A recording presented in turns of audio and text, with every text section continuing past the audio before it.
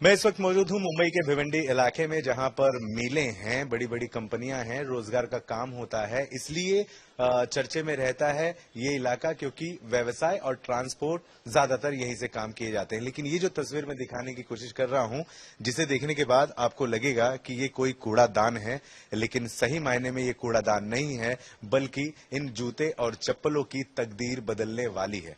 जी हां, रिसाइकल का काम चलता है इस यूनिट में जहां मैं मौजूद हूं। जैसा कि बताया, मुंबई के भिवंडी इलाका, यहां पर जो फेंके हुए जूते होते हैं, जिनका कोई अब काम नहीं है, जो कभी कूड़ेदान में मिलते हैं तो कभी अन्य जगहों पर मिलते हैं, उन सभी को बटोर कर लाया जाता है और उसके बाद कुछ इस तरीके से जो कारीगर हैं वो जुटते हैं और उन जूतों की जो सीरत है उसे बदल देते हैं, एक नया रूप देते हैं और इस तरह से सुंदर बन जाते हैं वो सारे चप्पल और जूते, जो फिर से एक बार मार्केट में जाने को तैयार हैं, उन पैरों पर पहनने के लिए तैयार हैं, जिन्हें वाकई में इन जूते और चप्पलों की बहुत ज्यादा आवश्यकता है।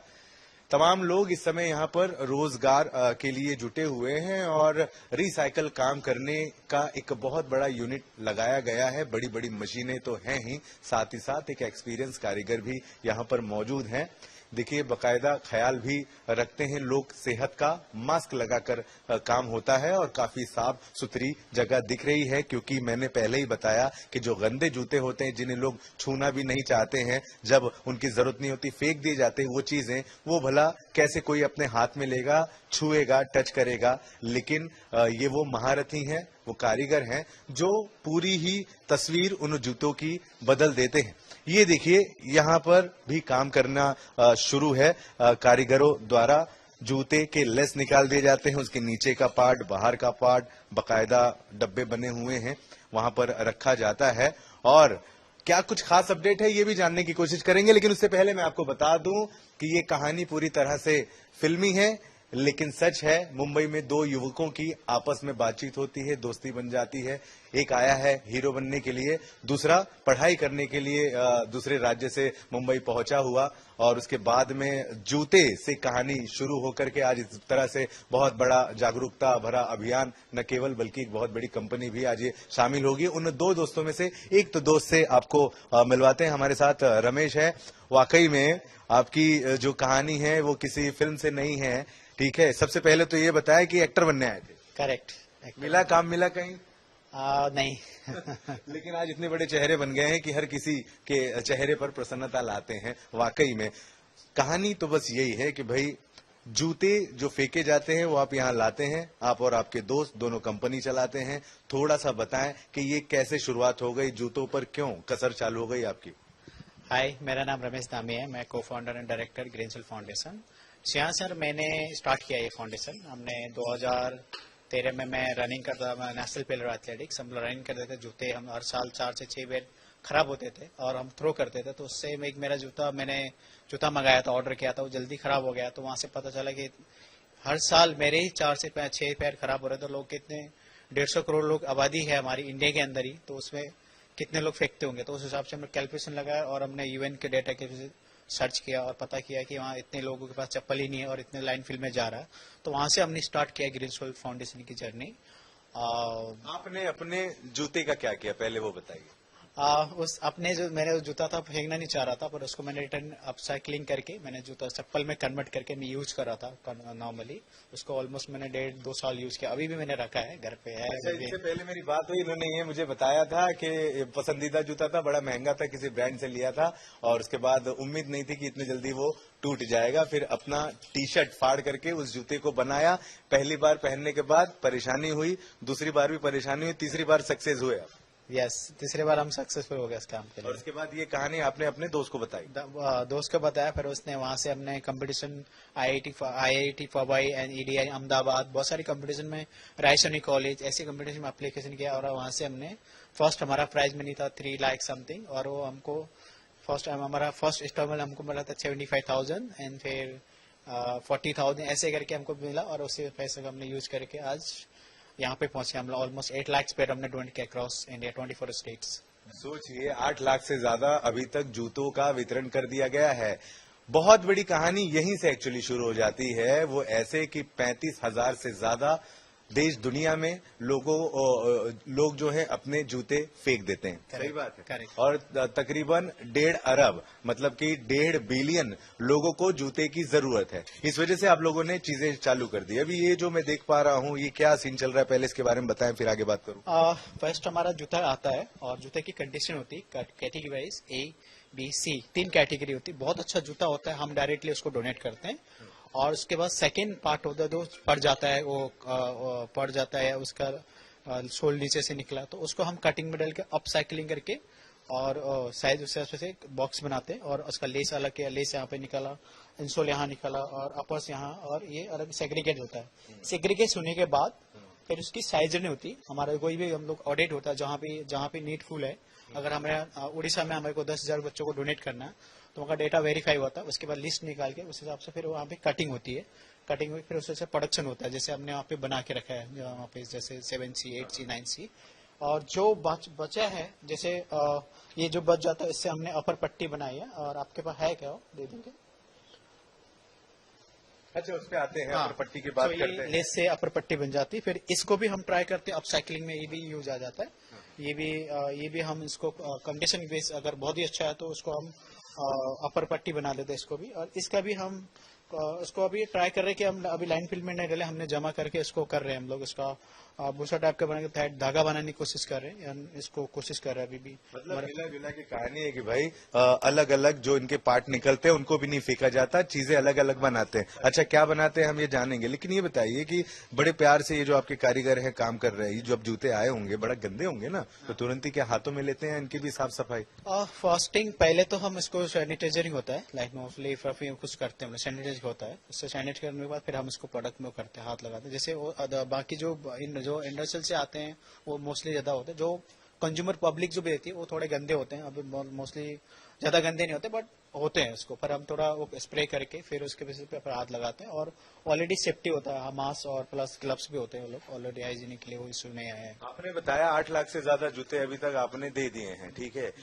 ये बताइए कि आते कहाँ से इतने सारे जूते, कहाँ से बटोरते हैं आप? मोस्टली क्लब्स हो गए, sports club, individuals, corporates and society, और ये अपना इंडस्ट्रियल्स जो होते हैं, ब्रांड्स होते हैं, इनसे हमारा कलेक्शन होता है इनका। अच्छा। हाँ। और ये बताइए कि ये जूते तो आपने मंगा लिए, लेकिन इसके बाद में देते किन किन को, क्या इसको बेचा जाता है नहीं, या फ्री में भी किसी ये को? हमारा कॉर्पोरेट स्पॉन्सर होते हैं, जैसे ONGC, अडिडास, नाइकी या फीमा या SGFC, सब बैंक जो कॉर्पोरेट्स होते हैं, गोकी, जो भी स्पॉन्सर कॉर्पोरेट्स हैं उनके थ्रू स्पॉन्सर CSR फंड होता है। और CSR फंड के थ्रू हम प्रेजेंट करते हैं कि हमारे पास यहाँ, जैसे हम लोग बोलेंगे कि यहाँ पे हमारा राजस्थान में कोटा में हमारे को 10,000 का डेटा, हमारे पास 1.5 लाख का डेटा कोटा का है हमारा, तो वहाँ का डेटा हम उनको प्रेजेंट करते हैं। तो वो लोग वेरीफाई करते हैं, ओके फाइन, हमको ये इतना हमारे पास फंड है, इसके लिए हम यहाँ पे सिलेक्ट करते हैं। तो वो लोग हिसाब से फिर हम लोग को फंड लेके उससे हम फिर अपसाइकलिंग करके वहाँ डोनेट करते हैं। उसके बेसिस पे हम रिपोर्ट बनाते हैं, पूरा किस बच्चे को दिया, प्रॉपरली रिपोर्ट बन के फिर उन कॉर्पोरेट को सबमिट करते हैं, फिर हमें फंड प्रोवाइड करते हैं। अच्छा, तो बेसिकली मिला जुला करके कहीं पे निशुल्क भी दे देते हैं, कहीं पर आपकी पहले से बातचीत हो गई होती है, लेकिन जो रियलिटी है जूते की कीमत आपके बनाने के बाद बहुत कम हो जाती है। कितने % ऊपर नीचे हो जाता है वैसे कीमत अगर जूतों की आंखें तो? आई थिंक कॉस्ट है, चैलेंजेस हैं, ऐसा नहीं है। और अभी अगर हम कोई भी कहीं दुनिया में आप देखो, कहीं भी फ्री में कोई काम नहीं करता है। इतने लोग भी हैं आपके साथ, तो हमारे मोस्टली इससे मैनुअली ज्यादा हमारे लिए कॉस्ट चैलेंजेस होते हैं। 1,000 रुपए का जूता है आपके पास आया, आप दे रहे हो, कितने रुपए का हो गया अब? नहीं, हमारा जो हम जो कॉर्पोरेट से चार्ज करते हैं वो अलग बेस रहता है, मतलब 200 के आसपास रहता है। जो उसका भी अलग पूरा अलग अलग चार्ज होते हैं, लॉजिस्टिक, मैनुअल रिपोर्टिंग, वहाँ पे डोनेट करने के areas, travelling costing, manufacturing cost, सारे कॉस्टिंग ऐड होते हैं इसके अंदर, सब कुछ ऐसा। 250-300 रुपए में मतलब आप बेच देते होंगे सब ले दे करके? बेचते नहीं है, हाँ, वही कहने का मतलब आप दे देते हैं। तो कॉर्पोरेट से करते हैं। हाँ, वो हमारा मतलब सेल नहीं होता है, ये हमारा बिल्कुल भी हम सेल नहीं करते हैं किसी को भी, बट हम कॉर्पोरेट के थ्रू डोनेट करते हैं एंड ट्रैवल जो नीडीफुल है उनको। ये एक यूनिट आपकी भिवंडी में है, दूसरी कहाँ है? हमारा दूसरा बसे रोड में, तीसरा हमारा स्किल सेंटर है जो वहाँ पे ओनली लेडीज करते हैं, झारखंड में नामुंडी में, जहाँ पे साल के 12 से 15,000 पैर बनाते हैं वो लोग। ये जो आपके दूसरे दोस्त हैं कहाँ हैं वो? अभी आप अकेले हो यहाँ? अभी वो अपने बिजी है थोड़ा, तो वो भी आते रहते हैं, हम लोग मीटिंग रहता है, विजिट होते हैं, किस तरह से करना। ऑलरेडी हम स्किल सेंटर पे वर्क कर रहे हैं और थोड़ा ट्राई कर रहे हैं कि हमारा टारगेट हम उसको करें, थोड़ा चैलेंजेस है हमारे कॉर्पोरेट के थ्रू, ट्राई करें कि कॉर्पोरेट ज्यादा से ज्यादा इसमें इन्वॉल्व सस्टेनेबिलिटी और ऐसी चीजों को करें, मतलब हेल्प करें। तो हम ट्राई कर रहे हैं इस साल भी कुछ बड़ा 1 मिलियन का टारगेट करने की कोशिश कर रहे हैं, जैसे इवेंट कर रहे हैं, काफी चीजें कर रहे हैं। तो ऐसा वो तो ठीक है, एक्टिंग का क्या? एक्टिंग तो भी सारा अब नहीं करना, okay enough. So I think ये बहुत अच्छा कर रहे हैं, और इसमें ऑलरेडी मैं रिसर्च R&D बहुत ज्यादा, मतलब इसमें ट्राई कर रहा हूँ कि इससे मैट, ऐसा योगा मैट, समथिंग सीड्स, जो मैं चाहता हूँ कि इसको पूरा 100% सस्टेनेबिलिटी। आपके मित्र हैं श्रेयांश, वो भी यहाँ पर पढ़ाई करने आए थे, कोई कौन सा कोर्स कर रहे थे वो? BMS I think. मैं भी अच्छे से, मैं ज्यादा पढ़ा नहीं हूँ, मैं तो 3 क्लास ही पढ़ा हूँ आई थिंक। तीसरी कक्षा बस? तीसरी बेस्ट तो मैं ही हूँ जी। कैसे कैसे 15 ही निकाल लिए ग्रेजुएट है। तो क्या अभी वो बन पाए, वो जो नौकरी करना चाह रहे थे वो? आई थिंक जब आदमी क्या होता है ना, जब आता है बाहर ना, धीरे धीरे जैसे ये चीज पता चला उसमें इंटरेस्ट आता है, ये चीज पता चला इसमें इंटरेस्ट है। जैसे मुझे पहले स्पोर्ट्स का, जब स्पोर्ट्स पहले मैं स्पोर्ट्स ज्वाइन किया तो मैं स्पोर्ट्स खेलना चाहता था इंटरनेशनल। क्या खेलते थे? मैं एथलेटिक्स, तो 300 के ऊपर। आपकी मुलाकात आपके श्रेयांश से वही हुई थी? हाँ, तो मैं 300 प्लस मैंने मैराथन भागा है अभी, छोटे मोटे मतलब मैराथन प्लस रनिंग, सब नेशनल फील्ड महाराष्ट्र को 1-2 बार रिप्रेजेंट किया हूँ। सो मैं सोचा था कि मैं ओलंपिक खेलूं, तो मैंने जस्ट JSW में अप्लाई किया था। पहले बोला ओके हो जाएगा, पर नहीं हुआ। आई थिंक रेलवे में मैं अप्लाई किया, रेलवे में भी नहीं हुआ मेरा। आर्मी में अप्लाई किया, वहां पे भी नहीं हुआ। लास्ट में फिर मैं बोला चलो कुछ न कुछ हो जाएगा, करते हैं। तो फिर लास्ट में ये यहाँ स्टार्ट किया, तो इसमें भी फिर इस करने को बहुत चीज के सीखने को मिल रहा है। आज कर रहा हूँ रिसर्च R&D प्लस अलग अलग लोगों से मिल। मैराथन साल में कितनी बार दौड़ते हैं आप? अभी तो नहीं, पहले तो मेरा वीकली 250 किलोमीटर। आपका जूता खराब हुआ तब कितनी बार दौड़े थे? वहाँ पे मतलब मेरा वीकली का उस समय मैं 250 किलोमीटर रन करता था वीकली उस समय। बताइए, ब्रांडेड जूता इन्होंने लिया, इतना दौड़ेंगे तो खराब तो हो गई, लेकिन वाकई में ये एक जोक्स था, बट रियली में इन लोगों ने मिलकर बहुत अच्छा काम किया है। तो जूतों के अलावा भी कुछ चीजें आप बनाते हो ना, दिखाओ जरा किधर है वो। ये बैग है, हाँ ये वाला बैग है। जो पुराना कपड़े होते हैं उनसे डेनिम जीन्स, टी शर्ट्स, उससे बैग बना रहे हैं जो बच्चों को जरूरत हो। और इससे जो पुराना लेस है, जूते के लेस से क्लीन करके फिर ये हमने अपर पट्टी बनाई है। और क्या क्या बन रहा है? और ये देखिए एक और मैट बन रहा है, जूता फ्रिज के ऊपर। ये नहीं, ये बच्चे बैठ के इस पे बैठ के पढ़ सकते, मतलब बैठ सकते हैं, क्योंकि इसमें गाँव में बहुत सारे स्कूलों में टेबल नहीं होते हैं, तो गाँव में आते हैं। जैसे आप सिटी में तो रहेगा, बस ट्रैवल एरिया में कपड़े वगैरह इस्तेमाल कर रहे हो, ये भी ऐसे ही आ जाता है? हाँ, ये हमारा सारे कलेक्शन से आते हैं। जो कोई पर्दा होता है, बेड शीट होती है, या डेनिम जींस होता है, आपके भी कपड़े जो सब आप कहीं न कहीं तो कर रहे होगा ना, तो वहां से हम कलेक्ट करते हैं, फिर उनको एक करके अपसाइकलिंग करके फिर हम लोग को जिनको जरूरत है उनको प्रोवाइड करते हैं। शूज भी है हमारा, जो अभी जस्ट स्टार्ट हमने शूज किया स्टार्ट। अच्छा, शूज आपके ओके। तो क्या कहेंगे, तमाम लाखों करोड़ों लोग आपको देख रहे हैं और आपको देखने के बाद वो लोग भी नए नए तरीके ढूंढेंगे? आई थिंक हमें सारे इस पे काम करना चाहिए, ह्यूमैनिटी के लिए और सोसाइटी के लिए, और बहुत नीडफुल है। और हमें ये जो सस्टेनेबिलिटी है, इको फ्रेंडली है, आज बहुत गूगल जो वॉल हमारे दुनिया में इतना सारे वो चल रहे हैं।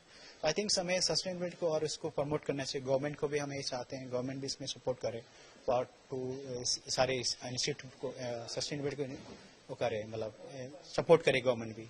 तो आई थिंक हमारे हम तभी करते हैं जब हमारे गाल यहाँ तक पहुंच जाते हैं ना, मौत आने वाली, तब हमें याद आता है कि हमें ये चीज करनी चाहिए। तो आई थिंक अभी से करेंगे तो मोर बेटर, क्योंकि आज भी आप देख रहे हो कैसे हालत है। आज कहीं भी आप देखोगे, अगर आप कहीं भी जाओगे तो जूते ऐसे फेंके रहते हैं, एनिमल्स को ऊपर रहा है, प्लस एग्रीकल्चर बहुत सी चीजों को नुकसान कर रहा है। तो हम अगर इसको हम ज्यादा से ज्यादा अवेयरनेस करें, हम इसको आज जो स्वच्छ भारत बहुत कुछ है, बट वो नाम का है, कुछ ऐसा कुछ कर नहीं रहे। सो आई थिंक कैमरे के सामने काम करके मुझे नहीं लगता उससे वो बेटर होगा कि हम उसको जॉगिंग करें, और रिस्पॉन्सिबिलिटी हर कोई अपनी रिस्पॉन्सिबिलिटी ले, वो बेटर होगा। मैं ये चाहूंगा सभी यूथ या यंग्स जो हैं और जो ओल्ड एज भी हैं जो सोसाइटी के लिए काम कर रहे हैं, उनके भी यही अपील करूंगा।